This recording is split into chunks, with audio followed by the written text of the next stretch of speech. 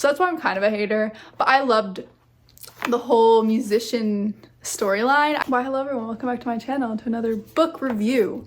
So if you don't know, I usually do music on this channel, but I've started reading a lot in the last few months, so I might as well share my thoughts on the books I've been reading. This is Daisy Jones and the Six by Taylor Jenkins Reid. Recently I've been reading a lot of Taylor Jenkins Reid because I read this, Evelyn Hugo, and then Malibu Rising is the most recent one I just read. But if you want to check out my music, feel free to. These are also my favorite bookmarks ever. I saw them online and I needed them right away, so I also will link those below if you also want to get like mini little sprout books, mini sprout bookmarks for your books. I wanted to let you guys know my thoughts on this book. So this book I thought was really good. I thought it was a 5 out of 5 stars personally, and I really love how it's written. It's about this band in the 70s, and they're kind of telling the story of why the band broke up, and that's not like a secret, it tells you in the first bit.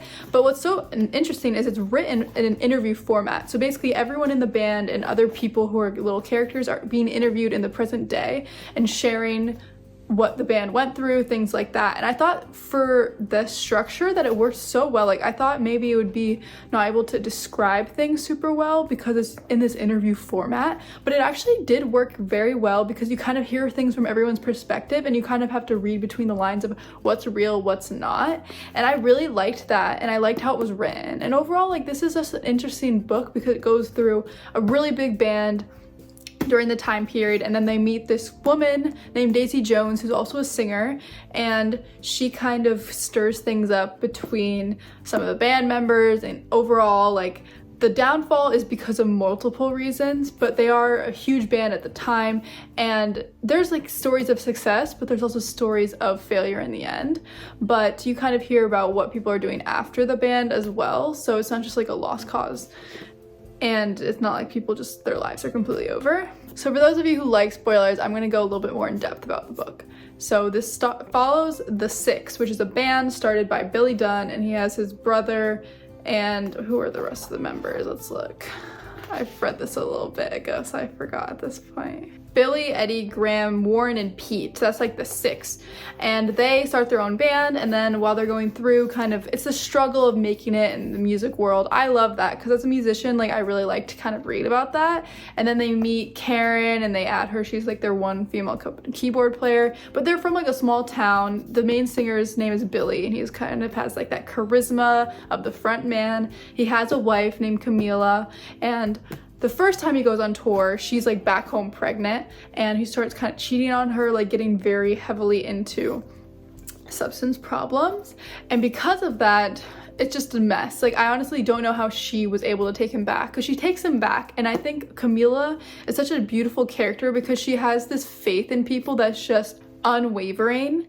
And for whatever reason, she thinks that like Billy's her man and she's gonna stick by him. He goes to rehabilitation and they go back on the road after that. He writes a new album. So basically the beginning kind of talks about how they're up and coming, and then they go on this tour and he kind of loses himself. That's kind of a thread throughout the book, is like him always having to deal with the fact that he can't like drink anymore and he can't really party like the other guys, and how he really wants to be the father that he wasn't, because he wasn't there for his kid's birth because he was so messed up. And I think like overall, like, you see him striving to be a better person, striving to be a better man for his wife, and I like that element in here, and how he doesn't cave into his substance problems, even though he does grapple with it throughout. So they're, you know, up and coming, they're doing well, their album does well. They meet this woman named Daisy Jones. Daisy is one of those women that kind of has a lot of personal problems, but she's just very charismatic, beautiful, like very engaging, and she ends up doing a song with them. It goes super well, so they decide we should try to do an album. Their producers are like, do an album together, it'll sell really well. So they do, and while they're kind of getting to know each other, they kind of start falling for each other a bit because they're in this very hyper vulnerable state of songwriting where they're kind of being fully transparent and honest with each other. It seems like they feel understood for the first time, so it's like a very bonding moment. And because of that, they kind of have this like tension between them while Billy has a wife and kids at home, but he's kind of focusing more on the music in this time because he's recording. And eventually, like, one slight thing happens between the two of them, and I don't remember the full details of why the band broke up, Oh yeah, there's also some side plots where Daisy Jones has a best friend and like she gets married and things like that, but it all comes to a stop. And then at the very end, they decide to break up for multiple reasons. Like 2 members in the band start dating each other, Karen and Graham, and then there's this issue between Daisy and Camila. Like Camila does not like the fact that Daisy and Billy have like this connection.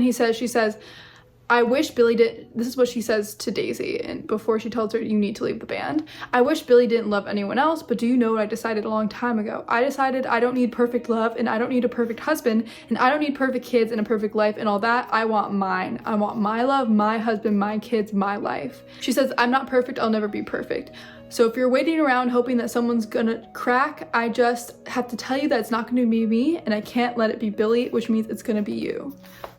And so basically Daisy leaves the band, so the band breaks up because basically everyone has to leave, and it's just a really enthralling story and it's very quick. Like I read this in 2 days because it's just so easy to just flip through and you want to know what happens. You kind of get invested in the characters even though you're just kind of hearing from their perspective. And Daisy Jones like honestly pissed me off sometimes because she was just such a pick-me, and I feel like Daisy Jones honestly kind of made me a little bit annoyed, and so did Billy, because I was like, guys, Camila's such a lovely wife, why are you doing this? But I don't know. It happens. I understand why it happened, but Camila, in my opinion, deserves better. She deserves a man that's all in on her, and then instead of all this drama. But I really loved all the characters in this, and at the very end, Daisy ends up getting clean, so it's honestly a really full circle moment. And spoilers, extreme spoilers, the person that's interviewing all of them is actually the daughter of Billy and Camila, and it's revealed that Camila actually passed away. And Camila, in her last days, decides to send a letter to Daisy to kind of get them to reconnect, like Daisy and Billy, kind of showing that she's so selfless that she even wants them to reunite, which I'm like, girl, why are you being so kind even from death? Like, just let them not be together. Like, I don't need them to be together. I guess I'm just a hater because I love Camila and I feel like she is such a sweetheart and deserves better. So that's why I'm kind of a hater. But I loved the whole musician storyline. I thought it was super fun to listen to, fun to read, I guess, and so quick, so good. So I would say go read this if you want a quick, fun read about music and musicians. Well, a fiction one. It's fiction, but it's based in the time period. This seems like a take on Fleetwood Mac. I think I saw Taylor Jenkins Reid mention how it was kind of inspired by them, like as a band. Also, side note, I did watch a part of the show that they made based off this, and it was good. Like, obviously the book is always going to be better, but I really liked a lot of the characters, especially Graham. Like, was so squish and cute. I just wanted to give him a hug. And Warren was really iconic, and so was Eddie. Like, honestly, I loved the book. I loved the TV show more so for the other characters instead of Daisy and Billy, like, to be honest. And then Camila's so cute. Basically, I think you should watch the show too. I'm gonna finish it too. But I kind of was so irritated because they really elevated the Daisy and Billy storyline and the love story, and I was just like, oh, I'm gonna show my lighting going off. I was just shook, to be honest, but that's all I have to say. But yeah, so feel free to go check out the book if you want to check out the little beep beep beep things, and I'll see you guys in the next book review. That was me just tripping over my words. But feel free to check out my music, and I'll see you guys in the next book review.